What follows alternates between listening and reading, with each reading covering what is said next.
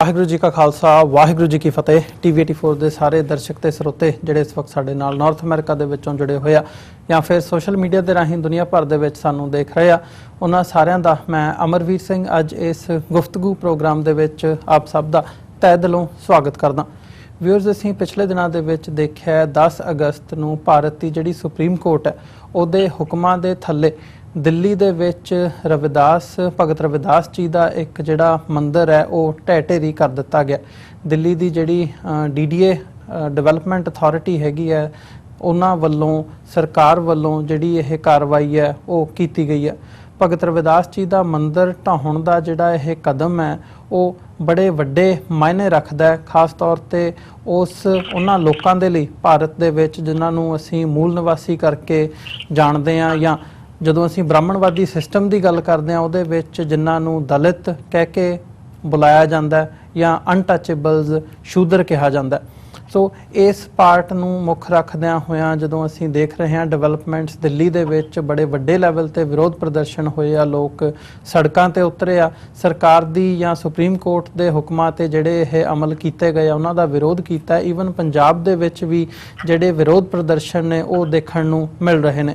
ਪੰਜਾਬ ਦੇ ਵਿੱਚ ਅਸੀਂ ਦੇਖਿਆ ਸਾਬਕਾ MLA ਰਾਮ ਹੁੰਗੜਾ ਜੀ ਨੂੰ ਉਹਨਾਂ ਨੂੰ ਗ੍ਰਿਫਤਾਰ ਕੀਤਾ ਗਿਆ ਜਦੋਂ ਉਹਨਾਂ ਨੇ ਵਿਰੋਧ ਕੀਤਾ। ਉਹਦੇ ਵਿੱਚ ਹੁਣ ਜਿਹੜੀਆਂ ਸਿੱਖ ਆਰਗੇਨਾਈਜੇਸ਼ਨਸ ਹੈਗੀਆਂ ਨੇ, ਅਕਾਲੀ ਦਲ ਅੰਮ੍ਰਿਤਸਰ ਹੋਣ, ਦਲ ਖਾਲਸਾ ਹੋਵੇ, ਉਹਨਾਂ ਵੱਲੋਂ ਵੀ ਜਿਹੜੇ ਪ੍ਰੋਟੈਸਟ ਨੇ ਉਹ ਉਲੀਕੇ ਗਏ ਆ ਤੇ ਇਹ ਜਿਹੜਾ ਮੰਦਿਰ ਢਾਹਿਆ ਗਿਆ ਭਗਤ ਰਵਿਦਾਸ ਜੀ ਦਾ, ਇਹਨੂੰ ਢਹਿ ਢੇਰੀ ਕਰਨ ਦਾ ਜਿਹੜਾ ਵਿਰੋਧ ਹੈ ਉਹ ਕੀਤਾ। ਹੁਣ ਆਉਣ ਵਾਲੀ ਕਾਰਵਾਈ ਜਾਂ ਆਉਣ ਵਾਲੇ ਦਿਨਾਂ ਦੇ ਵਿੱਚ ਜਿੱਥੇ ਪ੍ਰੋਟੈਸਟ ਹੋ ਰਹੇ ਆ, ਪ੍ਰੈਸ਼ਰ ਬਿਲਡ ਹੋ ਰਿਹਾ ਸਰਕਾਰ ਵੱਲ, ਇਹ ਦੇਖਣ ਵਾਲੀ ਗੱਲ ਹੋਵੇਗੀ ਸਰਕਾਰ ਇਸ ਅਸਥਾਨ ਨੂੰ ਦੁਬਾਰਾ, ਜਿਹੜਾ ਕਿ ਇਤਿਹਾਸਕ ਅਸਥਾਨ ਹੈਗਾ, ਇਹਨੂੰ ਦੁਬਾਰਾ ਬਿਲਡ ਕਰਦੀ ਹੈ ਨਹੀਂ ਕਰਦੀ। ਪਰ ਇਹਦੇ ਦੂਰ ਗਤੀ ਜਦੋਂ ਅਸੀਂ ਦੇਖਦੇ ਹਾਂ ਤਾਂ ਇਹਦੇ ਜਿਹੜੇ ਰਿਜ਼ਲਟ ਨੇ ਸਮਾਜ ਦੇ ਵਿੱਚ ਜਿਹੜੀ ਪੋਲਰਾਈਜੇਸ਼ਨ ਦੇਖਣ ਨੂੰ ਮਿਲ ਰਹੀ ਹੈ ਉਹ ਕੀ ਹੋ ਸਕਦੀ ਹੈ ਤੇ ਇਹਦੇ ਜਿਹੜੇ ਦੂਰਗਾਮੀ ਪ੍ਰਭਾਵ ਨੇ ਉਹ ਕੀ ਹੋ ਸਕਦੇ ਨੇ। ਇਸ ਇਸ਼ੂ ਦੇ ਉੱਤੇ ਅੱਜ ਅਸੀਂ ਵਿਚਾਰ ਚਰਚਾ ਕਰਾਂਗੇ। ਇਹ ਸਾਰੀ ਗੱਲਬਾਤ ਦੇ ਲਈ ਅੱਜ ਸਾਡੇ ਨਾਲ ਸਿਆਟਲ ਤੋਂ ਸੋਸ਼ਲ ਐਕਟਿਵਿਸਟ ਸਰਦਾਰ ਦਿਲਬਾਗ ਸਿੰਘ ਇਸ ਵਕਤ ਸਾਡੇ ਨਾਲ ਬਣੇ ਹੋਏ ਨੇ ਫੋਨ ਲਾਈਨ ਤੇ। ਉਹਨਾਂ ਨੇ ਇਸ ਇਸ਼ੂ ਦੇ ਉੱਤੇ ਵੀ ਜਿਹੜਾ ਪਰਸਨਲ ਲੈਵਲ ਤੇ ਕੰਮ ਕੀਤਾ ਹੈ, ਜਾਂ ਆਮ ਤੌਰ ਤੇ ਜਦੋਂ ਜਿਹੜਾ ਪੰਜਾਬ ਦੇ ਵਿੱਚ ਹੋਵੇ ਜਾਂ ਭਾਰਤ ਦੇ ਵਿੱਚ ਹੋਵੇ ਲਤੜਿਆ ਹੋਇਆ ਜਿਹੜਾ ਸਮਾਜ ਹੈ ਜਾਂ ਜਿਨ੍ਹਾਂ ਨੂੰ ਲਤਾੜਿਆ ਗਿਆ ਉਹਨਾਂ ਦੀ ਅਪਲਿਫਟਮੈਂਟ ਦੇ ਲਈ ਇਹਨਾਂ ਨੇ ਕਾਫੀ ਕੰਮ ਕੀਤਾ। ਈਵਨ ਜਿਹੜੀ ਇੱਕ ਮੂਵੀ ਹੈ, ਫਿਲਮ ਹੈ ਸ਼ੂਦਰ ਟੂ ਖਾਲਸਾ, ਉਹ ਵੀ ਇਹਨਾਂ ਵੱਲੋਂ ਤਿਆਰ ਕੀਤੀ ਗਈ ਹੈ, ਉਹਦੇ ਇਹ ਪ੍ਰੋਡਿਊਸਰ ਨੇ। ਸੋ ਲੋਕਾਂ ਦੇ ਵਿੱਚ ਵਿਚਰ ਕੇ ਇਹ ਕੀ ਸਮਝਦੇ ਨੇ ਤੇ ਇਸ ਇਸ਼ੂ ਦੇ ਨਾਲ ਇਹ ਬੜੇ ਨੇੜਿਓਂ ਜੁੜੇ ਹੋਏ ਨੇ। ਸੋ ਇਹਨਾਂ ਦੇ ਨਾਲ ਅਸੀਂ ਅੱਜ ਗੱਲਬਾਤ ਕਰਾਂਗੇ। ਸਰਦਾਰ ਦਿਲਬਾਗ ਸਿੰਘ ਸਿਆਟਲ ਤੋਂ। ਭਾਈ ਸਾਹਿਬ, ਤੁਹਾਡਾ ਸਵਾਗਤ ਹੈ ਜੀ। ਵਾਹਿਗੁਰੂ ਜੀ ਕਾ ਖਾਲਸਾ ਵਾਹਿਗੁਰੂ ਜੀ ਕੀ ਫਤਿਹ ਜੀ। ਵਾਹਿਗੁਰੂ ਜੀ ਕਾ ਖਾਲਸਾ ਵਾਹਿਗੁਰੂ ਜੀ ਕੀ ਫਤਿਹ। ਚਾਪਾਜਾ ਮੂਲਵਾਸੀ ਜੀ ਸਰੋਤਿਆਂ ਨੂੰ ਵੀ ਮੇਰਾ ਬਹੁਤ ਬਹੁਤ ਫਤਿਹ ਜੀ, ਸਾਰਿਆਂ ਨੂੰ ਫਤਿਹ ਬੁਲਾਉਣਾ।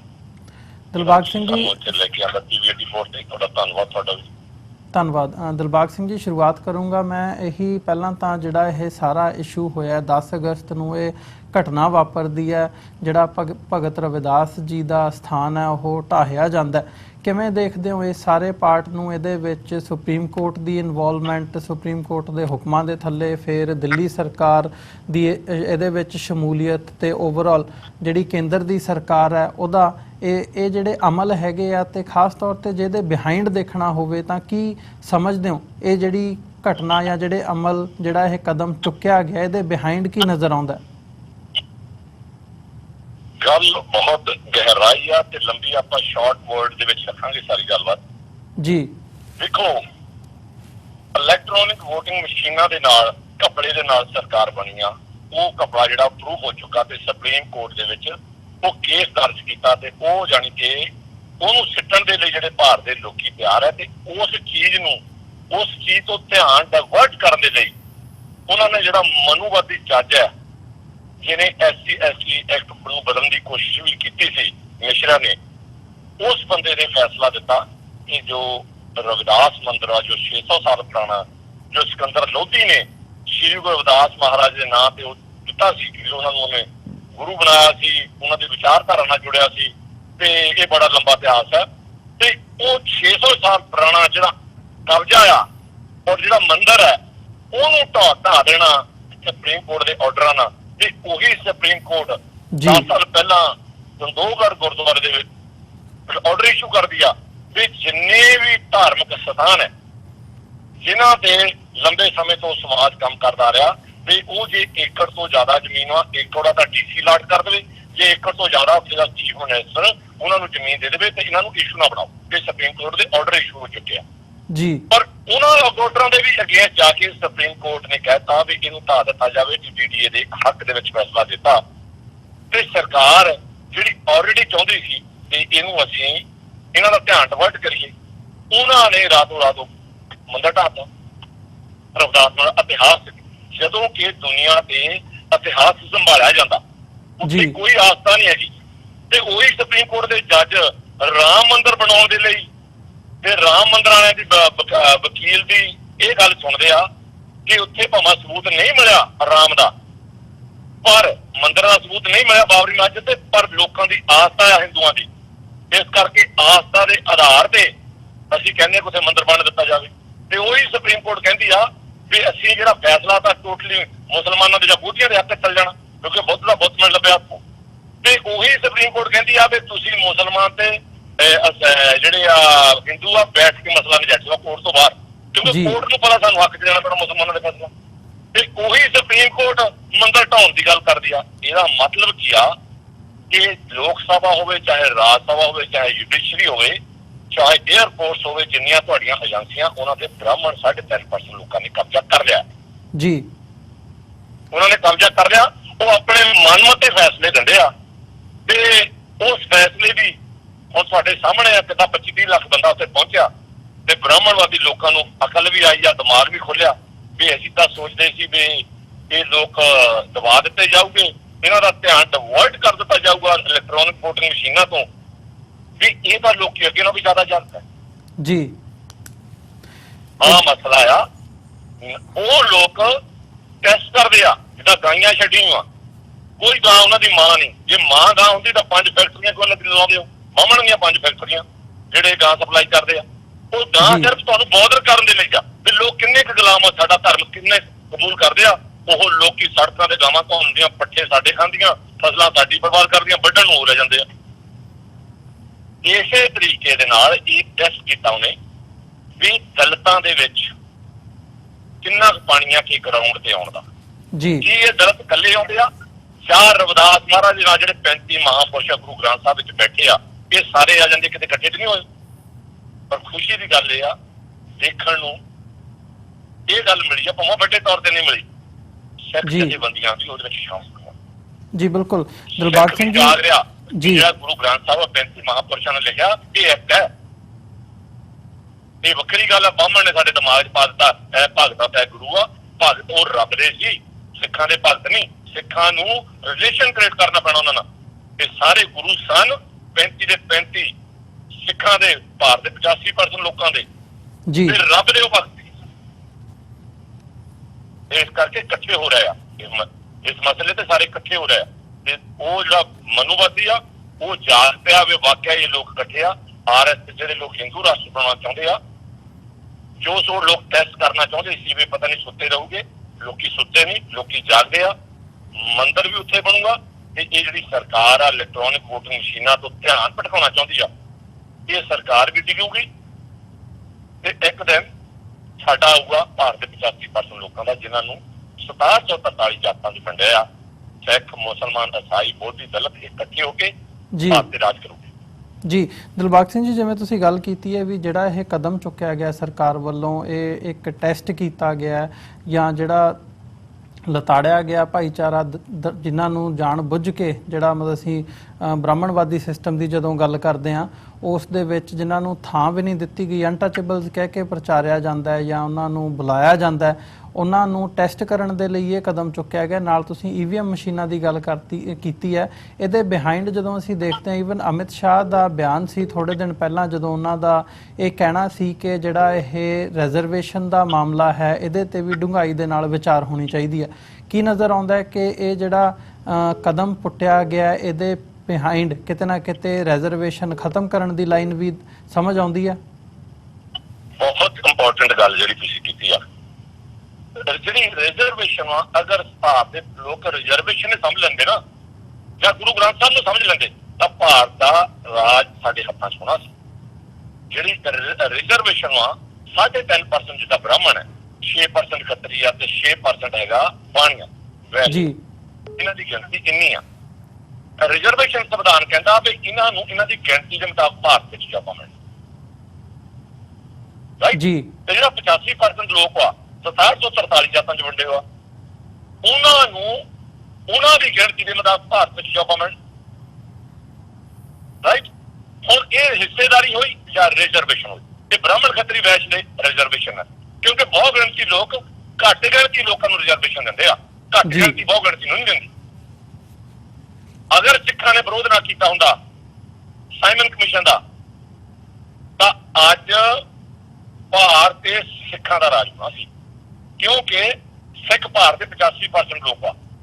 ਸਿੱਖ ਰਿਸ਼ਤਾ ਕਰਾਉਣ ਵੇਲੇ ਤਾਂ ਜਾਤ ਰੱਖਦੇ ਆ, ਪਰ ਨੌਕਰੀ ਲੈਣ ਵੇਲੇ ਕਹਿੰਦੇ ਇਹ ਰੱਖਣੀ ਨਹੀਂ ਜੀ।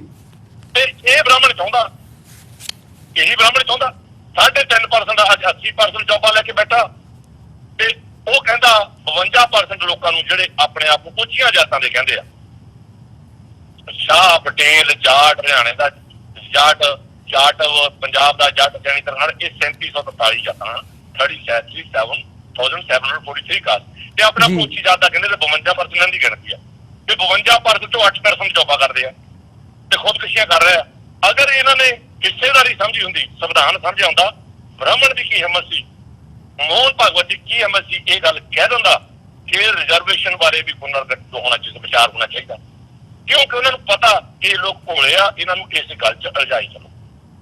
ਮੇਰਾ ਉਸ ਵੇਲੇ ਬਿਆਨ ਸੀ ਜਦੋਂ ਮੈਂ ਇਹ ਮੋਹਨ ਭਾਗਵਤ ਨੇ ਗੱਲ ਕਹੀ ਸੀ ਜੀ ਵੀ ਇਹਦੇ ਬਾਰੇ ਵੀ ਵਿਚਾਰ ਹੋਣਾ ਚਾਹੀਦਾ। ਮੈਂ ਕਿਹਾ ਵੀ ਉਹ ਜਿਹੜੇ ਬਰਾਬਰਤਾ ਦੇ ਆਧਾਰ ਤੇ ਗ੍ਰੰਥ ਲਿਖੇ ਆ ਭਾਰਤ ਵਿੱਚ, ਮਨੂ ਸਿਮਰਤੀ, ਭਾਗਵਤ ਗੀਤਾ, ਜਿੰਨੇ ਵੇਦ ਸ਼ਾਸਤਰ ਇਹਨਾਂ ਦੇ, ਜਿਨ੍ਹਾਂ 'ਚ ਸਾਨੂੰ ਸ਼ੂਦਰ ਲਿਖਿਆ, ਜਿਨ੍ਹਾਂ ਨੇ ਸਾਨੂੰ ਜਾਤ ਪਾਤ 'ਚ ਵੰਡਿਆ, ਉਹਨਾਂ ਦਾ ਪੁਨਰ ਵਿਚਾਰ ਹੋਣਾ ਚਾਹੀਦਾ, ਉਹਨਾਂ ਦੀ ਵਿਚਾਰਧਾਰਾ ਦੇਖਣੀ ਚਾਹੀਦੀ ਹੈ ਕਿ ਮਨੁੱਖਤਾ ਦੇ ਲਈ ਸਹੀ ਹੈ ਕਿ ਗਲਤ ਹੈ। ਅਗਰ ਉਹ ਗਲਤ ਹੈ ਤਾਂ ਉਹਨਾਂ ਨੂੰ ਡਾਇਨਾਮਾਈਟ ਕਰਨਾ ਚਾਹੀਦਾ, ਜਿਵੇਂ ਬਾਬਾ ਸਾਹਿਬ ਅੰਬੇਡਕਰ ਕਹਿੰਦੇ ਸੀ ਵੀ ਜਿਹੜੇ ਵੇਦ ਸ਼ਾਸਤਰ ਲੋਕਾਂ ਨੂੰ ਜਾਤ ਪਾਤ ਵਿੱਚ ਵੰਡਦੇ ਆ, ਕਿਸੇ ਨੂੰ ਸ਼ੂਦਰ, ਕਿਸੇ ਨੂੰ ਕੁਛ ਕਹਿੰਦੇ ਆ, ਵੀ ਉਹ ਸਾੜ ਦੇਣੇ ਚਾਹੀਦੇ ਵੀ ਇਹਨਾਂ ਦੇ ਵਿਚਾਰਧਾਰਾ ਹੋਣੀ ਚਾਹੀਦੀ ਆ। ਤੇ ਜਿਹੜਾ ਗ੍ਰੰਥ ਬਰਾਬਰਤਾ ਦੀ ਗੱਲ ਕਰਦਾ, ਜਾਤ ਪਾਤ ਨੂੰ ਖਤਮ ਕਰਨ ਦੀ ਗੱਲ ਕਰਦਾ, ਉਹ ਭਾਰਤ ਦਾ ਗ੍ਰੰਥ ਹੋਣਾ ਚਾਹੀਦਾ, ਇਹ ਤੇ ਵਿਚਾਰਧਾਰਾ ਹੋਣੀ ਚਾਹੀਦੀ, ਇਹ ਤੇ ਇਸ ਗੱਲ ਤੇ ਸਮੀਖਿਆ ਹੋਣੀ ਚਾਹੀਦੀ ਹੈ ਜੀ। ਸੰਵਿਧਾਨ ਪੂਰਨ ਬਰਾਬਰਤਾ ਦੀ ਗੱਲ ਕਰਦਾ, 85% ਲੋਕਾਂ ਨੂੰ 85% ਹੱਕ ਦੇਣ ਦੀ ਗੱਲ ਕਰਦਾ। ਭਾਵੇਂ ਇਨਕਾਰ ਕਰ ਦਿੱਤਾ ਸੀ ਸਿੱਖਾਂ ਨੇ ਜਾਂ ਹੋਰ ਲੋਕਾਂ ਨੇ ਜਿਹੜੇ OBC ਸਮਾਜ ਦੇ ਸੀ ਵੀ ਅਸੀਂ ਨਹੀਂ ਲੈਣਾ ਇਹ ਰਿਜ਼ਰਵੇਸ਼ਨ, ਪਰ ਆਰਟੀਕਲ 340 ਦੇ ਦਿਨ ਮੰਡਲ ਕਮਿਸ਼ਨ ਬੈਠਾ, ਟਾਟਾ ਕਾਲ ਕਰਕੇ ਮੰਡਲ ਕਮਿਸ਼ਨ ਬੈਠਾ, ਇਹਨਾਂ ਦੀ ਗਿਣਤੀ ਕਰਕੇ ਇਹਨਾਂ ਨੂੰ ਹਿੱਸੇਦਾਰੀ ਦੀ ਗੱਲ ਕਰਦੇ ਆ। ਅਗਰ ਅੱਜ ਜੇ ਸਾਰੇ ਲੋਕ ਜਾਗ ਪੈਣ, ਆਪਣੀ ਹਿੱਸੇਦਾਰੀ ਮੰਗਣ, ਤੇ ਇਹੀ ਬ੍ਰਾਹਮਣ ਖੱਤਰੀ ਵੈਸ਼ ਘੱਟ ਗਿਣਤੀ ਵਿੱਚ ਰਹਿ ਜੂਗੀ, ਭਾਰਤ ਵਿੱਚ RSS ਖਤਮ ਹੋ ਜੂਗੀ ਜੀ। ਤੇ ਇਹਦੇ ਵਿੱਚ ਜਿਵੇਂ ਅਸੀਂ ਪੰਜਾਬ ਦੇ ਵਿੱਚ ਵੀ ਦੇਖਿਆ ਪ੍ਰੋਟੈਸਟ, ਜ਼ਿਕਰ ਵੀ ਕੀਤਾ, ਮੈਂ ਵੀ ਜ਼ਿਕਰ ਕੀਤਾ, ਤੁਸੀਂ ਵੀ ਜ਼ਿਕਰ ਕੀਤਾ ਕਿ ਸਿੱਖ ਜਥੇਬੰਦੀਆਂ ਨੇ ਜਿਹੜੀਆਂ, ਉਹਨਾਂ ਨੇ ਵੀ ਇਸ ਇਸ਼ੂ ਦੇ ਵਿੱਚ ਦਲਿਤ ਸਮਾਜ ਦਾ ਸਾਥ ਦਿੱਤਾ ਹੈ। ਇਸ ਫੈਕਟਰ ਨੂੰ ਤੁਸੀਂ ਕਿਵੇਂ ਦੇਖਦੇ ਹੋ ਜਿਹੜਾ ਪੰਜਾਬ ਦੇ ਵਿੱਚ ਇਸ ਵਕਤ ਨਜ਼ਰ ਆ ਰਿਹਾ ਹੈ, ਜਿਹੜਾ ਪ੍ਰੋਟੈਸਟ ਹੋਇਆ ਹੈ ਸਾਬਕਾ MLA ਰਾਮ ਸਹੂੰਗੜਾ ਜੀ ਨੂੰ ਜਦੋਂ ਗ੍ਰਿਫਤਾਰ ਕੀਤਾ ਗਿਆ, ਉਸ ਤੋਂ ਬਾਅਦ ਇੱਕ ਵਿਰੋਧ ਦੀ ਲਾਈਨ ਪੰਜਾਬ ਦੇ ਵਿੱਚ ਵੀ ਦੇਖਣ ਨੂੰ ਮਿਲ ਰਹੀ ਹੈ? ਦੇਖੋ, ਸ਼ਿੰਗਾਰਾ ਰਾਮ ਸੂੰਗੜਾ ਸਾਹਿਬ ਕਾਂਸ਼ੀ ਰਾਮ ਜੀ ਨਾਲ ਰਹੇ ਹੋਆ, ਉਹਨੇ ਬਾਬਾ ਸਾਹਿਬ ਅੰਬੇਦਕਰ ਪੜ੍ਹਿਆ, ਉਹ ਸਾਰਾ ਕੁਝ ਜਾਣਦੇ ਆ ਵੀ ਰਾਮ ਕੀ ਸੀ, ਕ੍ਰਿਸ਼ਨ ਕੀ ਸੀ, ਸਾਰਾ ਕੁਝ ਜਾਣਦੇ ਵੀ ਸਭ ਇਤਿਹਾਸ ਆ। ਉਹਨਾਂ ਨੇ ਠੋਕ ਵਜਾ ਕੇ ਗੱਲ ਕਹਿਤੀ ਮੀਡੀਆ ਦੇ ਵਿੱਚ ਵੀ ਤੇਰੇ ਰਾਮ ਦੀ ਮੰਜੀ ਅਸੀਂ ਠੋਕ ਸਕਦੇ, ਮੋਦੀ ਤੂੰ ਕਿਹੜੇ ਬਾਗ ਦੀ ਮੁਰਗੀ ਆ, ਤੇਰੇ ਰਾਮ ਦੀ ਮੰਜੀ ਅਸੀਂ ਠੋਕ ਸਕਦੇ ਆ। BSP ਨੇ ਰਾਮ ਕ੍ਰਿਸ਼ਨ ਇਹਨਾਂ ਦੇ ਦੇਵੀ ਦੇਵਤੇ ਰੋਲ ਦਿੱਤੇ, ਰਾਈਟ, ਤੇ ਤੂੰ ਕਿਹੜੇ ਬਾਗ ਦੀ ਮੁਰਗੀ, ਹੁਣ ਠੋਕ ਵਜਾ ਕੇ ਗੱਲ ਕਹਿਤੀ, ਉਹਦੇ ਤੇ ਕੇਸ ਦਰਜ ਕਰ ਦਿੱਤਾ। ਤੇ ਸਿੱਖਾਂ ਦੇ ਵਿੱਚ ਸਿਮਰਨਜੀਤ ਸਿੰਘ ਮਾਨ, ਦਲ ਖਾਲਸਾ, ਹੋਰ ਜਿਹੜੀਆਂ ਜਥੇਬੰਦੀਆਂ, ਯੂਨਾਈਟਿਡ ਸਿੱਖਸ ਇਹ ਵਗੈਰਾ ਸਾਰੇ ਸਮਝ ਚੁੱਕੇ ਆ ਸਿਸਟਮ ਨੂੰ, ਤੇ ਬਾਬਾ ਸਾਹਿਬ ਅੰਬੇਡਕਰ ਨੂੰ ਸਮਝ ਚੁੱਕੇ ਆ, ਇਸ ਲਹਿਰ ਨੂੰ, ਮੂਲਵਾਸੀ ਲਹਿਰ ਨੂੰ, ਬਾਮ ਸੇਖ ਨੂੰ ਸਮਝ ਚੁੱਕੇ ਆ। ਇਹਨਾਂ ਨੇ ਤਾਂ ਇੱਥੇ ਤੱਕ ਵੀ ਅਨਾਉਂਸ ਕਰ ਦਿੱਤਾ ਵੀ ਅਸੀਂ ਸਿੱਖ, ਅਸੀਂ ਭਰਾਵੋ ਸ਼ੂਦਰਾਂ ਚੋਂ ਤੁਹਾਡੇ ਭਰਾ ਆ ਜੀ, ਸਾਨੂੰ ਵੀ ਬਰਾਬਰ ਸ਼ੂਦਰ ਕਹਿੰਦੇ। ਦਲਿਤ ਤਾਂ ਸ਼ੂਦਰ ਹੈ ਨਹੀਂ, ਦਲਿਤ ਤਾਂ ਬਾਗੀ ਆ। ਦਲਿਤ ਜਿਹੜਾ ਪਹਿਲਾਂ ਤੋਂ ਜੰਗ ਲੜਦਾ ਆ, ਇਹਨੇ ਅੱਜ ਤੱਕ ਜਾਤ ਨਹੀਂ ਕਬੂਲ ਕੀਤੀ। ਜਿਹੜਾ ਉੱਚੀਆਂ ਜਾਤਾਂ ਦਾ ਉਹਨੇ ਜਾਤ ਕਬੂਲ ਕੀਤੀ ਆ, ਉਹ ਸ਼ੂਦਰ ਹੈ। ਉਹ ਕਹਿੰਦੇ ਅਸੀਂ ਸ਼ੂਦਰਾਂ ਚੋਂ ਅਸੀਂ ਤੁਹਾਡੇ ਭਰਾ ਆ, ਤੇ ਉਹ ਨਾਲ ਸਾਥ ਦੇ ਰਿਹਾ ਪੂਰਾ। ਉਹ ਮੋਰਚਾ ਲਾ ਲਿਆ ਉਹਨੂੰ ਵੀ ਆਲਰੇਡੀ ਸੁੰਗੜਾ ਸਾਹਿਬ ਨੂੰ ਛਡਾਉਣ ਦਾ। ਜਿਹੜੇ ਸਿੱਖ ਅਵੇਅਰ ਆ, ਜਿਨ੍ਹਾਂ ਨੂੰ ਨੌਲੇਜ ਆ, ਜਿਨ੍ਹਾਂ ਨੂੰ ਗਿਆਨ ਆ, ਜਿਹੜੇ ਸਮਝਦੇ ਆ ਕਿ ਗੁਰੂ ਗ੍ਰੰਥ ਸਾਹਿਬ ਦਾ ਬੇਗਮਪੁਰਾ ਖਾਲਸਾ ਰਾਜ ਦਾ ਕਨਸੈਪਟ ਆ, ਗੁਰੂ ਸਾਹਿਬ ਨੂੰ 3 ਜੰਗਾਂ ਲੜਨ ਦੀ ਕੀ ਲੋੜ ਪੈ ਗਈ ਸੀ? ਮੁਸਲਮਾਨਾਂ ਨੇ, ਦਲਿਤਾਂ ਨੇ, ਸਾਰਿਆਂ ਨੇ ਭਾਰਤ ਦੇ ਮੂਲ ਵਾਸੀ ਲੋਕਾਂ ਨੇ ਇਕੱਠੇ ਹੋ ਕੇ ਜੰਗਾਂ ਲੜੀਆਂ, ਉਹਨਾਂ ਨੂੰ ਕੀ ਲੋੜ ਸੀ ਬਈ? ਤੁਹਾਡੇ ਰਾਜ ਭਾਗ ਨੇ ਸਾਰਾ ਕੁਝ ਕੀਤਾ, ਬੰਦਾ ਸਿੰਘ ਬਹਾਦਰ ਨੇ ਰਾਜ ਪੈਦਾ ਕੀਤਾ। ਇਹ ਤਾਂ ਬੇਗਮਪੁਰਾ ਖਾਲਸਾ ਰਾਜ ਖਾਲਿਸਤਾਨ ਦੀ ਲੜਾਈ ਹੈ ਗੁਰੂ ਗ੍ਰੰਥ ਸਾਹਿਬ। ਤੇ ਇਹ ਜਿਹੜਾ ਸ਼੍ਰੋਮਣੀ ਅਕਾਲੀ ਦਲ ਅੰਮ੍ਰਿਤਸਰ ਦੇ ਜਾਂ ਹੋਰ ਜਥੇਬੰਦੀਆਂ ਦੀ ਗੱਲ ਸਮਝ ਪੈ ਗਈ ਆ ਵੀ ਸਾਡੀ ਜਿਹੜੀ ਆ ਬ੍ਰਾਹਮਣ ਇਹਨਾਂ ਨੂੰ ਦਲਿਤ ਕਹਿੰਦਾ, ਸਾਡੇ ਲਈ ਥੋੜਾ ਦਲਿਤ, ਸਾਡੇ ਦਾ ਭਰਾ ਹੈ ਵੀ ਅਸੀਂ ਇਕੱਠੇ ਹੋ ਕੇ ਚੱਲਣਾ। ਹਿੰਦੂ ਰਾਸ਼ਟਰ ਨੂੰ ਜਿਹੜਾ ਬਣਾਉਣ ਦੀ ਇਹ ਗੱਲ ਕਰਦੇ ਆ ਵੀ ਉਹਨੂੰ ਖਤਮ ਕਰਕੇ ਅਸੀਂ ਬੇਗਮਪੁਰਾ ਖਾਲਸਾ ਰਾਜ ਗੱਲ ਕਰਨੀ ਹੈ। ਇਹ ਗੱਲ ਉਹਨਾਂ ਦੇ ਦਿਮਾਗ 'ਚ ਪੈ ਚੁੱਕੀ ਆ, ਜਿਸ ਕਰਕੇ ਉਹ ਇਕੱਠੇ ਹੋਏ ਆ, ਜਿਸ ਕਰਕੇ ਸੁੰਗੜਾ ਨੂੰ ਬਿਨਾਂ ਸ਼ਰਤ ਉਹਨੂੰ ਛਡਾਉਣ ਦੀ ਗੱਲ ਕਰਦੇ ਆ। ਤੇ ਹਿੰਦੂ ਜਥੇਬੰਦੀਆਂ RSS, ਬਜਰੰਗ ਦਲ, ਜਿੰਨਾ ਵੀ RSS ਆ, ਉਹਨਾਂ ਨੂੰ ਇਹ ਗੱਲ ਚੁੱਭਦੀ ਆ, ਕਿਉਂਕਿ ਸੁੰਗੜਾ ਸਾਹਿਬ ਦੇ ਬਿਆਨ ਤਾਂ ਤੁਸੀਂ ਸੁਣੇ ਸੀ ਸਪੀਚ ਤਾਂ, ਤੇ ਕਿੱਦਾਂ ਉਹ ਕ੍ਰਿਸ਼ਨ ਨੂੰ ਕਹਿੰਦਾ, ਰਾਮ ਨੂੰ ਕਹਿੰਦਾ, ਸੀਤਾ ਨੂੰ ਕਹਿੰਦਾ, ਕਿੱਦਾਂ ਉਹ ਇਹਨਾਂ ਦੀ ਇਹੀ ਤੇ ਫਿਰਦਾ। ਜੇ ਉਹ ਬਿਨਾਂ ਤਾਂ ਸ਼ਰਤ ਛੁੱਟਦਾ ਤੇ RSS ਦੀ ਹਾਰ ਹੈ, ਇਹਨਾਂ ਦੀ ਚੜ੍ਹ ਮਿਲ ਜਾਣੀ ਆ। ਇੱਥੇ ਗੱਲ ਫਸੀ ਹੋਆ ਪਰ ਮੂਲ ਵਾਸੀ ਇਕੱਠੇ ਹੋ ਰਹੇ। ਇਹ ਜੰਗ ਜਿਹੜੀ ਆ ਤੁਹਾਡੀ ਸਿੱਧੀ ਬੇਗਮਪੁਰਾ ਖਾਲਸਾ ਰਾਜ ਦੀ ਹਿੰਦੂ ਰਾਸ਼ਟਰ ਨਾਲ ਜੰਗ ਆ। ਆਹ ਲੜਾਈ ਲੜਨ ਦੀ ਜੋ ਲੜ ਰਿਹਾ ਗੁਰੂ ਗ੍ਰੰਥ ਸਾਹਿਬ ਦੀ ਲੜਾਈ ਉਹਨਾਂ ਵੇਦਾਂ ਸ਼ਾਸਤਰਾਂ ਨਾਲ, ਜਿਨ੍ਹਾਂ ਵੇਦਾਂ ਸ਼ਾਸਤਰਾਂ ਸਾਨੂੰ ਸ਼ੂਦਰ ਲਿਖਿਆ, ਜਿਨ੍ਹਾਂ 'ਚ ਸਾਨੂੰ ਗੁਲਾਮ ਕੀਤਾ, ਜਿਨ੍ਹਾਂ ਸਾਡਾ ਅਨਪੜ੍ਹ ਰਹਿਣਾ ਧਰਮ ਬਣਾਇਆ। ਤੇ ਗੁਰੂ ਗ੍ਰੰਥ ਸਾਹਿਬ ਵਿੱਚ 35 ਮਹਾਂਪੁਰਸ਼ਾਂ ਨੇ, 10ਵੇਂ ਪਾਤਸ਼ਾਹ ਨੇ ਸਾਡਾ ਸਿੱਖਣਾ ਧਰਮ ਬਣਾਇਆ, ਐਜੂਕੇਸ਼ਨ ਲੈਣਾ ਧਰਮ ਬਣਾਇਆ। ਇਹ ਸਿਸਟਮ ਉਹਨਾਂ ਨੂੰ ਸਮਝ ਲੱਗ ਚੁੱਕਾ ਤੇ ਇਹ ਸਿਸਟਮ ਦੇ ਤੌਰ ਤੇ ਉਹ ਸਿੱਧੀ ਲੜਾਈ ਲੜ ਰਿਹਾ ਆ ਤੇ ਬੜੀ ਖੁਸ਼ੀ ਹੋ ਰਹੀ ਆ। ਅਸੀਂ ਤਾਂ RSS ਦਾ, ਮੋਦੀ ਦਾ ਧੰਨਵਾਦ ਕਰਦੇ ਹਾਂ ਕਿ ਸਾਡੇ ਲੋਕ ਜਗਾਤੇ ਜੀ। ਸਾਡੇ ਲੋਕ ਤਾਂ ਸੁੱਤੇ ਪਏ, ਮੰਦਿਰ ਢਾਇਆ, ਦੁਬਾਰਾ ਬਣੂਗਾ, ਗਰੰਟੀ ਨਾ ਬਣੂਗਾ, ਪਰ ਸਾਡੇ ਲੋਕ ਤਾਂ ਜਾਗੇ। ਹੁਣ ਇਹਨਾਂ ਨੂੰ ਇਹ ਪਤਾ ਲੱਗਾ ਵੀ ਜਦੋਂ ਹਰਿਮੰਦਰ ਸਾਹਿਬ ਤੇ ਅਟੈਕ ਹੋਇਆ ਸੀ, ਉਹ ਵੀ ਸਾਡਾ, ਬਾਬਰੀ ਮਸਜਿਦ ਵਾਲੇ ਵੀ ਸਾਡੇ ਆ, ਮੋਦੀ ਵੀ ਸਾਡੇ ਆ। ਹੁਣ ਇਹਨਾਂ ਲੋਕਾਂ ਜਾਗ ਰਿਹਾ, ਉੱਠ ਪੈ ਰਹੀ ਆ ਜੀ। ਤੇ ਇਹਦੇ ਵਿੱਚ ਹੁਣ ਤੁਹਾਡੇ ਤੇ ਅਟੈਕ ਕਰਦਾ, ਤੁਹਾਨੂੰ ਕੁੱਟਦਾ, ਦੁੱਖ ਦੀ ਗੱਲ ਹੈ ਕਿ ਭਾਰਤ ਦਾ ਜਿਹੜਾ ਮੂਲ ਵਾਸੀ ਆ 85% ਦਾ, ਸਿੱਖ, ਈਸਾਈ, ਮੁਸਲਮ, ਬੋਧੀ ਆ ਜਿਹੜਾ, ਇਹ ਇੰਨਾ ਕੁ ਸੁੱਤਾ ਪਿਆ ਇਹ ਬਿਨਾਂ ਕੁੱਟ ਤੋਂ ਜਾਗਦਾ ਹੀ ਨਹੀਂ। ਹੁਣ ਉਹਨੇ ਕੁੱਟਣਾ ਸ਼ੁਰੂ ਕਰਤਾ, ਜਾਗਦਾ। ਮੂਵਮੈਂਟ ਵੱਧ ਰਹੀ ਆ, ਅੱਗੇ ਨਾ ਅੱਗੇ ਵਧੂਗੀ, ਕਿਉਂਕਿ ਜਿਹੜੇ ਲੋਕ ਸਾਡੇ ਵਿੱਚੋਂ ਹੀ RSS ਨਾਲ ਰਲੇ ਆ, ਜਾਂ ਬਾਦਲ ਲਾ ਲਾ, ਜਾਂ ਦਲਿਤਾਂ ਦੇ ਵਿੱਚੋਂ ਲਾ ਲਾ, ਮੁਸਲਮਾਨਾਂ ਦੇ ਵਿੱਚੋਂ ਲਾ ਲਾ, ਦੰਦੇ ਭੜੂਏ ਆ ਸਾਰੇ, ਸਾਡੇ ਵਿੱਚੋਂ ਬੰਦੇ ਖਰੀਦ ਕੇ ਸਾਡੇ ਗੇਮ ਯੂਜ਼ ਕਰਦੇ ਆ। ਇਹਨਾਂ ਦੀ ਨੀਂਦ ਹਰਾਮ ਹੋਊਗੀ ਆਉਣ ਵਾਲੇ ਸਮੇਂ ਦੇ ਵਿੱਚ ਜੀ। ਤੇ ਹੌਲੀ ਹੌਲੀ ਮੂਵਮੈਂਟ ਹੋਊਗੀ। ਜੋ 35 ਮਹਾਂਪੁਰਸ਼ਾਂ ਨੇ ਸੋਚ ਕੇ ਗੁਰੂ ਗ੍ਰੰਥ ਸਾਹਿਬ ਵਿੱਚ ਬੈਠ ਕੇ ਸਾਨੂੰ ਬਰਾਬਰਤਾ ਦੀ ਗੱਲ ਕੀਤੀ ਸੀ, ਬਰਾਬਰਤਾ ਦੇ ਰਾਜ ਭਾਗ ਦੀ ਗੱਲ ਕੀਤੀ, 10ਵੇਂ ਪਾਤਸ਼ਾਹ ਨੇ ਜਿਨ੍ਹਾਂ ਜੰਗਾਂ ਲੜੀਆਂ, ਰਾਜ ਪੈਦਾ ਕੀਤਾ, ਤੇ ਉਹ ਗੱਲ ਜਿਹੜੀ ਆ ਦੁਬਾਰਾ ਭਾਰਤ ਦੇ ਵਿੱਚ ਹੋਊਗੀ ਤੇ ਆਖਰ ਸਾਡੀ ਜਿੱਤ ਹੋਊਗੀ ਤੇ ਜੰਗ ਜਾਰੀ ਰੱਖਣੀ ਚਾਹੀਦੀ ਸਾਨੂੰ ਜੀ। ਦਿਲਬਾਗ ਸਿੰਘ ਜੀ, ਇਸ ਇਸ਼ੂ ਦੇ ਨਾਲ ਜਦੋਂ ਅਸੀਂ ਪੰਜਾਬ ਦੇ ਵਿੱਚ ਨਜ਼ਰ ਮਾਰਦੇ ਹਾਂ ਜਾਂ ਸਿੱਖ ਸਫਾਂ ਦੇ ਵਿੱਚ ਇੱਕ ਜਿਹੜਾ ਇਸ ਵਕਤ ਇਹਨਾਂ ਦਿਨਾਂ ਦੇ ਵਿੱਚ ਇੱਕ ਗੱਲ ਘੁੰਮ ਰਹੀ ਹੈ ਕਿ ਜਿਹੜਾ ਇਹ ਕਸ਼ਮੀਰ ਦੇ ਵਿੱਚ ਇਸ਼ੂ ਹੋਇਆ, ਧਾਰਾ 370 ਹਟਾਈ ਗਈ ਹੈ ਜਾਂ ਇਹ ਮੰਦਿਰ ਦਿੱਲੀ ਦੇ ਵਿੱਚ ਢਾਹਿਆ ਗਿਆ ਭਗਤ ਰਵਿਦਾਸ ਜੀ ਦਾ, ਇਹ ਇਸ਼ੂਜ਼ ਜਿਹੜੇ ਨੇ ਉਹ ਕਨੈਕਟਡ ਨੇ। ਕਿਤੇ ਨਾ ਕਿਤੇ ਸਰਕਾਰ ਵੱਲੋਂ ਇਹ ਧਿਆਨ ਭਟਕਾਉਣ ਦੀ ਨੀਤੀ ਹੈ। ਪੰਜਾਬ ਜਿਹੜਾ ਹੈ, ਪੰਜਾਬ ਦੇ ਜਿਹੜੇ ਲੋਕ ਨੇ ਉਹ ਕਸ਼ਮੀਰੀਆਂ ਦੇ ਹੱਕ ਦੇ ਵਿੱਚ ਹਾਂ ਦਾ ਨਾਰਾ ਮਾਰਦੇ ਆ, ਇਸ ਲਈ ਧਿਆਨ ਡਾਇਵਰਟ ਕਰਨ ਦੇ ਲਈ ਵੀ ਇੱਕ ਜਿਹੜਾ ਫੈਕਟਰ ਹੈ, ਇਹਨੂੰ ਤੁਸੀਂ ਕਿਵੇਂ ਦੇਖਦੇ ਹੋ ਕਿ ਇਸ ਇਸ਼ੂ ਦੇ ਨਾਲ ਕਸ਼ਮੀਰ ਦਾ ਇਸ਼ੂ ਨਾਲ ਜੋੜਿਆ ਜਾ ਸਕਦਾ? ਦੇਖੋ, ਪਹਿਲੀ ਗੱਲ ਤਾਂ ਉਹ ਮੁੰਡੇ ਨੇ ਇੱਕ ਗੀਤ ਵੀ ਕੱਢਿਆ ਕਿ ਬਾਂਦਰਾਂ ਦੇ ਹੱਥ ਆ ਕੇ ਤੀਲਾਂ ਦੀ ਡੱਬੀ ਮਾਰ ਕੇ ਟਪੂਸੀ ਅੱਗ ਲਾਈ ਜਾਂਦੇ ਨੇ। ਇਹ ਜਿਹੜੇ ਆ ਬ੍ਰਾਹਮਣ ਨਹੀਂ, ਮੈਂ ਕਹਿੰਦਾ ਹੁੰਦਾ, ਮੈਂ ਵੀ ਬਾਂਦਰੇ ਕਹਿੰਦਾ ਹੁੰਦਾ ਇਹਨਾਂ ਨੂੰ, ਵੀ ਇਹ ਲੋਕਾਂ ਨੇ ਅੱਗੇ ਤੋਂ ਅੱਗੇ ਤੁਰੀ ਜਾਂਦੇ ਆ ਸੰਵਿਧਾਨ ਦੇ ਅਗੇਂਸਟ ਜਾ ਕੇ।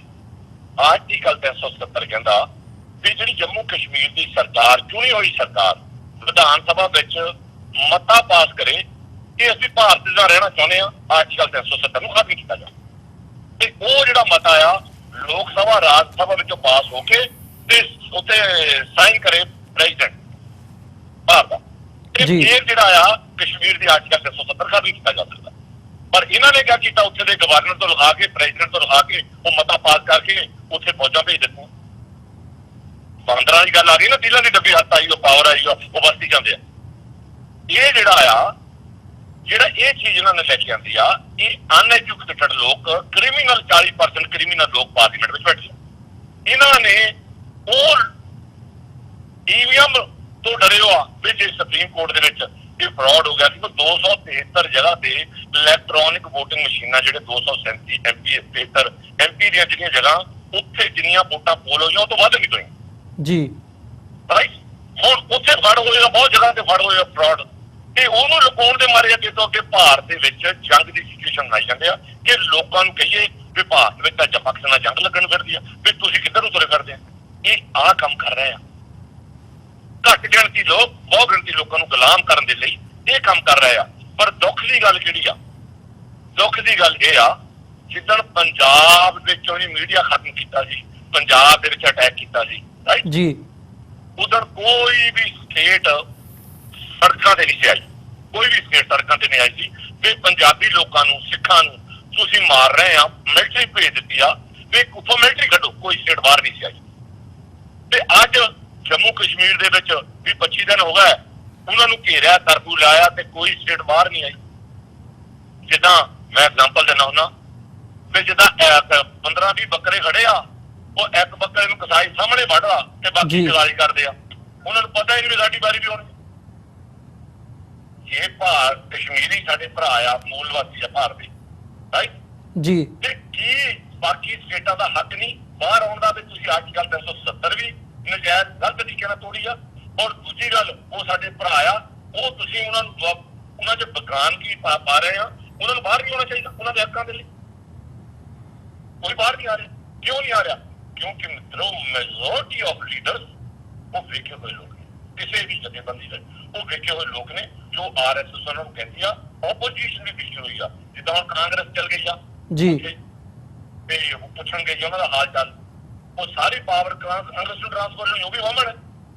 ਤੇ ਜਿੱਦਣ ਪੰਜਾਬ ਦੇ ਵਿੱਚ ਆਈ ਸੀ ਕਾਂਗਰਸ ਨੇ ਅਟੈਕ ਕੀਤਾ ਸੀ ਤੇ ਲੱਡੂ ਕੌਣ ਬਣਨ ਵਾਲਾ ਸੀ? BJP ਵਾਲੇ।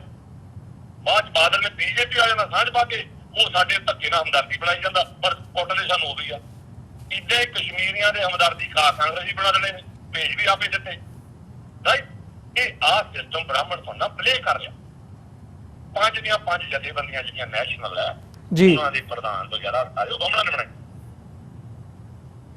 ਤੇ ਹਿੰਦੂ ਰਾਸ਼ਟਰ ਬਣਾਉਣ ਦੇ ਲਈ ਇਹ ਸਾਰੇ ਪੱਤੇ ਖੇਲ ਰਹੇ ਆ, ਮਿਲਟਰੀ ਨੂੰ ਆਪਣੇ ਹੱਕਾਂ ਲਈ ਯੂਜ਼ ਕਰ ਰਹੇ ਆ, ਆਪਣੇ ਮਤਲਬ ਲਈ ਮਿਲਟਰੀ ਨੂੰ ਯੂਜ਼ ਕਰ ਰਹੇ ਆ। ਕਿਉਂਕਿ ਮਰਨ ਵਾਲੇ ਕੌਣ ਆ? ਤੁਸੀਂ ਅਸੀਂ ਆ।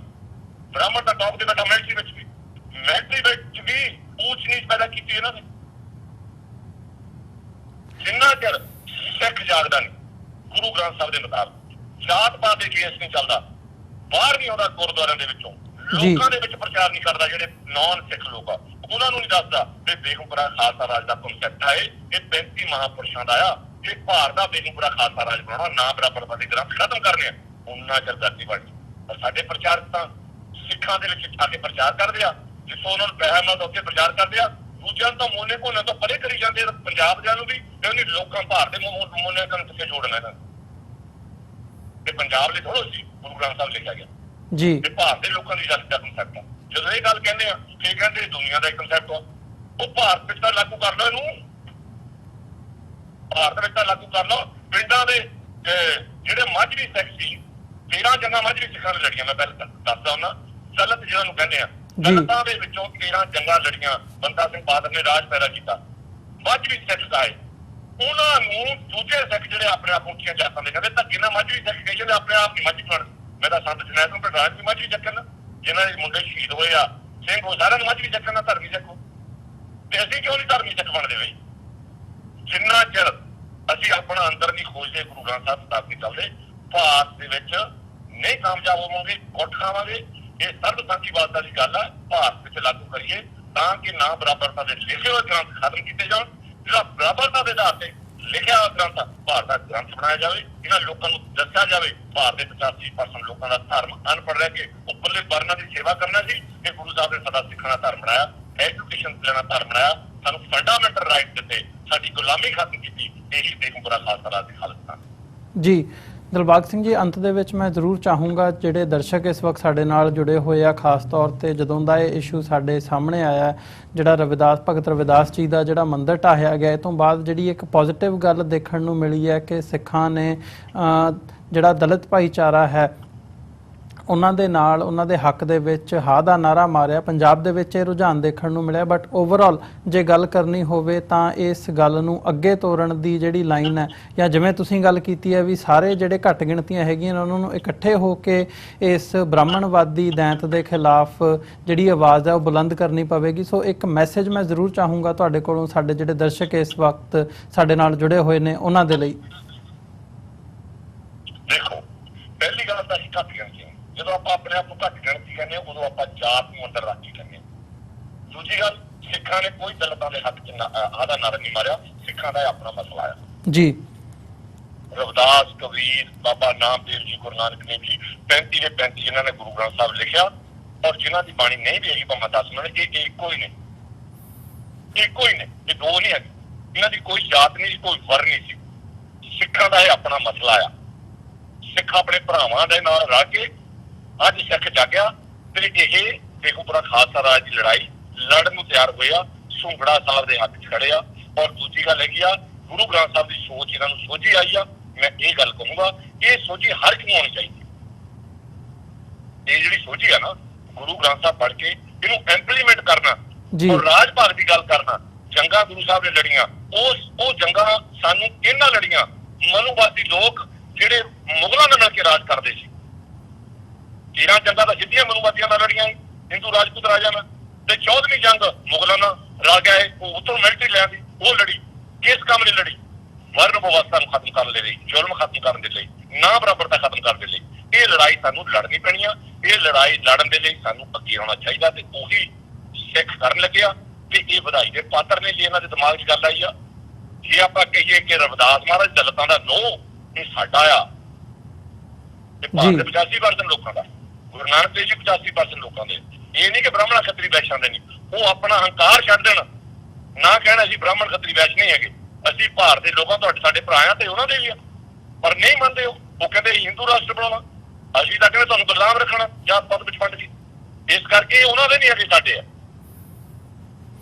ਜੀ। ਇੱਕ ਵਧੀਆ ਫਿਰਤਾ ਇਸੇ ਤਰ੍ਹਾਂ ਚੱਲ ਕੇ ਅੱਗੇ ਵੱਧ ਕੇ ਰਾਜ ਪੈਦਾ ਹੋਣਾ। ਨਹੀਂ, ਸਾਡੀ ਗੱਲ ਨਹੀਂ ਬਣਨੀ, ਇਕੱਠੇ ਹੋਏ ਤਾਂ ਬਿਨਾਂ ਗੱਲੇ ਨਹੀਂ ਬਣਨੀ। ਘੱਟ ਗਿਣਤੀ ਅਸੀਂ ਨਹੀਂ, ਅਸੀਂ ਬਹੁਤ ਗਿਣਤੀ ਹਾਂ, ਪਰ ਅਸੀਂ ਨਲਾਇਕੀ, ਅਸੀਂ ਦੇਖੋ ਪ੍ਰੈਕਟਿਸ ਕਰਦੇ ਹਾਂ ਵੇਦਾਂ ਸ਼ਾਸਤਰਾਂ ਦੀ ਤੇ ਮੰਨਦੇ ਗੁਰੂ ਗ੍ਰੰਥ ਸਾਹਿਬ ਨੂੰ। ਕਹਾਉਂਦੇ ਕੀ ਅਸੀਂ ਜਮਾਰ ਹਾਂ, ਅਸੀਂ ਜੂੜੇ ਹਾਂ, ਅਸੀਂ ਜੱਟ ਹਾਂ, ਅਸੀਂ ਸਾਂਝੀ ਮਰਾਸੀ ਹਾਂ। ਕਹਾਉਂਦੇ ਅਸੀਂ ਹਾਂ, ਇਹ ਮਨੂ ਸਿਮਰਤੀ ਦੇ ਮੁਤਾਬਕ ਤੇ ਉਹਨਾਂ ਦੇ ਵੇਦਾਂ ਸ਼ਾਸਤਰਾਂ ਦੇ ਮੁਤਾਬਕ ਆ। ਤੇ ਮੱਥਾ ਕੀ ਲਿਖਦੇ ਗੁਰੂ ਗ੍ਰੰਥ ਸਾਹਿਬ ਤੇ ਲੜਾਈ ਲੜਦੇ ਆ ਬ੍ਰਾਹਮਣਵਾਦ ਦੇ ਖਿਲਾਫ। ਤੇ ਅੰਦਰ ਕੀ ਆ ਬ੍ਰਾਹਮਣਵਾਦ? ਕਿੱਦਾਂ ਜਿੱਤ ਲਵਾਂਗੇ? ਜਿੱਤ ਕਿੱਦਾਂ ਲਵਾਂਗੇ? ਸਾਨੂੰ ਇਕੱਠੇ ਹੋਣਾ ਪੈਣਾ। ਅਸੀਂ ਇੱਕ ਹਾਂ, ਅਸੀਂ ਸਿੱਖ ਹਾਂ, ਅਸੀਂ ਬਹੁਤੀ ਹੋ ਸਕਦੇ ਹਾਂ, ਅਸੀਂ ਮੁਸਲਮਾਨ ਹੋ ਸਕਦੇ ਹਾਂ, ਅਸੀਂ ਈਸਾਈ ਹੋ ਸਕਦੇ ਹਾਂ, ਪਰ ਅਸੀਂ ਹਿੰਦੂ ਨਹੀਂ ਹੈਗੇ। ਹਿੰਦੂ ਦਾ ਮਤਲਬ ਚੋਰ ਹੁੰਦਾ, ਅਸੀਂ ਉਹ ਨਹੀਂ ਹੈਗੇ। ਅਸੀਂ ਬ੍ਰਾਹਮਣ ਖੱਤਰੀ ਵੈਸ਼ਾਂ ਦੇ ਗੁਲਾਮ ਨਹੀਂ। ਭਾਰਤ ਸਾਡਾ, ਅਸੀਂ ਭਾਰਤ ਦਾ ਬੇਗਮਪੁਰਾ ਖਾਲਸਾ ਰਾਜ ਬਣਾਉਣਾ, ਅਸੀਂ ਖਾਲਿਸਤਾਨ ਬਣਾਉਣਾ। ਸਾਡੇ ਲੋਕ ਸ਼ਹੀਦ ਕੀਤੇ ਪੰਜਾਬ ਦੇ ਵਿੱਚ, ਬਾਬਰੀ ਮਸਜਿਦ ਢਾਹ ਕੇ ਮੁਸਲਮਾਨ ਸ਼ਹੀਦ ਕੀਤੇ, ਈਸਾਈਆਂ ਨੂੰ ਮਾਰ ਰਿਹਾ, ਫੌਜੀਆਂ ਦਲਿਤਾਂ ਨੂੰ ਮਾਰ ਰਿਹਾ। ਇਹ ਸਾਡੇ ਸਾਰੇ ਭਰਾ ਹੈ। ਇਹ ਆ ਲੜਾਈ ਸਾਡੀ। ਇਹ ਲੜਾਈ ਸਾਨੂੰ ਲੜਨੀ ਪੈਣੀ ਆ। ਅੱਜ ਲੜ ਲਓ, ਹੋਰ 100 ਸਾਲ ਕੁੱਟ ਖਾ ਕੇ ਲੜ ਲਿਓ, ਇਹ ਲੜਾਈ ਲੜਨੀ ਪੈਣੀ ਜੀ। ਦਿਲਬਾਗ ਸਿੰਘ ਜੀ, ਤੁਹਾਡਾ ਬਹੁਤ ਬਹੁਤ ਧੰਨਵਾਦ। ਤੁਸੀਂ ਆਪਣਾ ਸਮਾਂ ਕੱਢਿਆ ਤੇ ਸਾਡੇ ਨਾਲ ਵਿਚਾਰਾਂ ਦੀ ਸਾਂਝ ਪਾਈ ਹੈ। ਅੱਜ ਦੇ ਸ਼ੋਅ ਦੇ ਵਿੱਚ ਇੱਥੇ ਹੀ ਇਜਾਜ਼ਤ ਚਾਹਾਂਗੇ ਜੀ। ਫਤਿਹ ਦੀ ਸਾਂਝ ਪਾਈ ਅੰਤ ਦੇ ਵਿੱਚ। ਵਾਹਿਗੁਰੂ ਜੀ ਕਾ ਖਾਲਸਾ, ਵਾਹਿਗੁਰੂ ਜੀ ਕੀ ਫਤਿਹ। ਵਾਹਿਗੁਰੂ ਜੀ ਕੀ ਫਤਿਹ। ਵਿਊਅਰਸ, ਉਮੀਦ ਕਰਦੇ ਹਾਂ ਅੱਜ ਦੀ ਜਿਹੜੀ ਸਾਡੀ ਇਹ ਗੱਲਬਾਤ ਸੀ ਦਿਲਬਾਗ ਸਿੰਘ ਹੋਰਾਂ ਦੇ ਨਾਲ, ਜਿਹੜੇ ਕਿ ਐਕਟਿਵਿਸਟ ਨੇ, ਤੇ ਜਿਵੇਂ ਉਹਨਾਂ ਨੇ ਆਪਣੇ ਵਿਚਾਰ ਦਿੱਤੇ ਆ ਇਸ ਸਾਰੇ ਇਸ਼ੂ ਦੇ ਬਾਰੇ, ਉਮੀਦ ਕਰਦੇ ਹਾਂ ਤੁਹਾਨੂੰ ਪਸੰਦ ਆਏ ਹੋਣਗੇ। ਸੋ ਅੱਜ ਦੇ ਸ਼ੋਅ ਦੇ ਵਿੱਚ ਇੱਥੇ ਹੀ ਇਜਾਜ਼ਤ ਚਾਹਾਂਗੇ। ਦੁਬਾਰਾ ਫਿਰ ਕੱਲ੍ਹ ਨੂੰ ਤੁਹਾਡੇ ਨਾਲ ਮੁਲਾਕਾਤ ਹੋਵੇਗੀ। ਜਾਂਦੇ ਜਾਂਦੇ ਤੁਹਾਡੇ ਚਰਨਾਂ ਦੇ ਵਿੱਚ ਬੇਨਤੀ ਵੀ ਕਰਦੇ ਹਾਂ, ਇਸ ਪਲੇਟਫਾਰਮ ਨੂੰ TV84 ਨੂੰ ਅੱਗੇ ਵਧਾਉਣ ਦੇ ਲਈ ਸਾਨੂੰ ਤੁਹਾਡੀ ਸਹਾਇਤਾ ਦੀ ਲੋੜ ਹੈ। TV84 ਨੂੰ ਡੋਨੇਟ ਕਰਨ ਦੇ ਲਈ ਤੁਸੀਂ ਸਾਡੀ ਵੈਬਸਾਈਟ www.tv84.tv ਤੇ ਜਾ ਕੇ ਸਾਨੂੰ ਡੋਨੇਟ ਕਰ ਸਕਦੇ ਹੋ ਤੇ ਮੰਥਲੀ ਡੋਨੇਸ਼ਨਸ ਦੇ ਲਈ ਪਲੇਜ ਕਰ ਸਕਦੇ ਹੋ। ਚੈੱਕ ਰਾਹੀਂ ਡੋਨੇਸ਼ਨਸ ਭੇਜਣ ਦੇ ਲਈ ਤੁਸੀਂ ਸਾਡੇ ਐਡਰੈਸ ਤੇ ਸਾਨੂੰ ਚੈੱਕ ਮੇਲ ਕਰ ਸਕਦੇ ਹੋ। 3601 37th ਐਵਨਿਊ, ਲੌਂਗ ਆਈਲੈਂਡ ਸਿਟੀ, ਨਿਊਯਾਰਕ 11101। ਵੈਬਸਾਈਟ ਇੱਕ ਵਾਰ ਫਿਰ ਦੱਸਦੇ ਹਾਂ, www.tv84.tv। ਇਸੇ ਦੇ ਨਾਲ ਵਿਊਅਰਸ, ਅੱਜ ਦੇ ਪ੍ਰੋਗਰਾਮ ਦੇ ਵਿੱਚ ਇੱਥੇ ਇਜਾਜ਼ਤ ਚਾਹਾਂਗੇ। ਦੁਬਾਰਾ ਫਿਰ ਕੱਲ੍ਹ ਨੂੰ ਤੁਹਾਡੇ ਨਾਲ ਮੁਲਾਕਾਤ ਹੋਵੇਗੀ। ਇਜਾਜ਼ਤ ਦਿਓ ਜੀ। ਵਾਹਿਗੁਰੂ ਜੀ ਕਾ ਖਾਲਸਾ, ਵਾਹਿਗੁਰੂ ਜੀ ਕੀ ਫਤਿਹ।